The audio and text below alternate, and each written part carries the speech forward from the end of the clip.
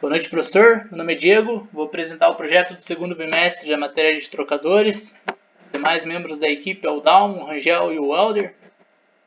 O principal objetivo é dimensionar o superaquecedor para aquecer o vapor de água acima da temperatura de saturação.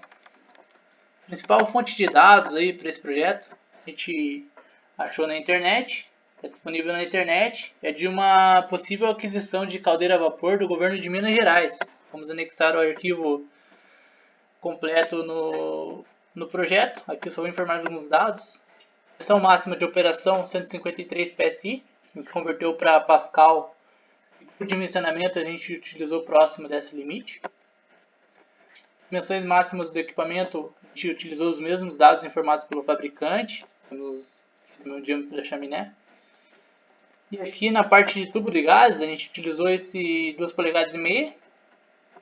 Esses dados a gente vai tentar chegar próximo desse número de passes informados pelo fabricante, certo?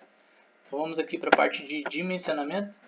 A gente utilizou o COPAP para as propriedades do fluido. Pressão de entrada próxima ao limite informada pelo fabricante. A temperatura a gente considerou o título igual a zero, que é só água. Temos a temperatura e as demais propriedades. Aqui no superaquecido, pressão constante, temperatura informada também pelo fabricante. Calculamos as demais propriedades. Com isso, a gente já consegue achar um dado bem importante. O quanto de calor precisa transferir. Aqui, ó. É a diferença de entalpias, as diferenças de entalpias vezes o fluxo de massa do ar. Aqui. Frente aos fluxos de massa, a gente considerou do projeto de termodinâmica. Vamos anexar junto ao projeto também, como tinha dito nas aulas anteriores. Aqui a gente calcula a média das temperaturas, temperatura de filme, né? Pressão constante e as propriedades. Com as propriedades de temperatura de filme, a gente já consegue calcular a velocidade do fluido dentro, a velocidade interna, que é a fórmula A1 utilizada com o diâmetro interno utilizado aqui. Com essa velocidade, a gente já consegue, velocidade interna, a gente consegue calcular o número de Reynolds dentro do tubo. Deu esse resultado.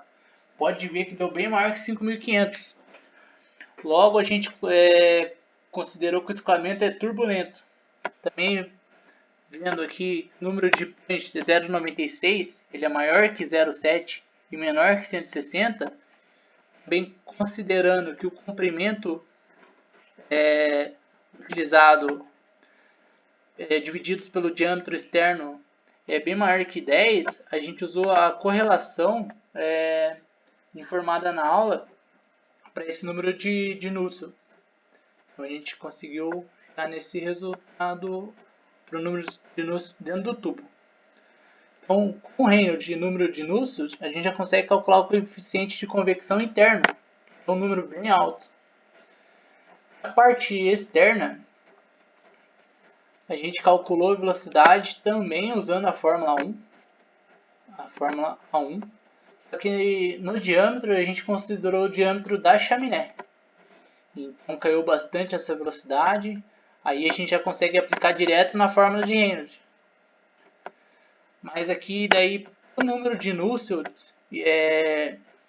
fora do tubo, e a gente teve que fazer um pouco diferente. Usamos a correlação apresentada na aula também, que valia para Reynolds vezes Prange maior que 0,2. A fórmula 5. Aqui, ó. A gente usou essa fórmula. Então, com esse, a gente já conseguiu chegar no resultado. Aplicando a fórmula, a gente já consegue também achar o coeficiente de convecção externo.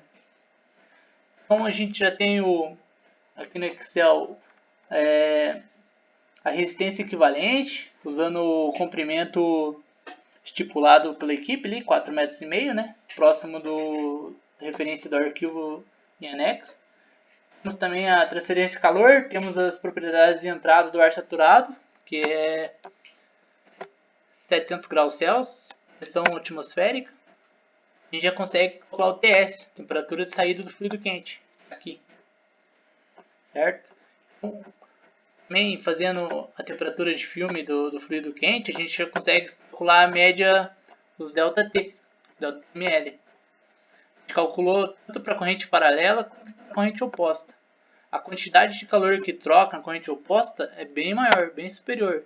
Então a gente considerou ele, calculou o número de passes corrente paralela e corrente oposta também. Então a gente vai utilizar no nosso projeto corrente oposta, número de passes de 108, bem próximo do informado pelo fabricante. Beleza? Valeu, professor, até mais.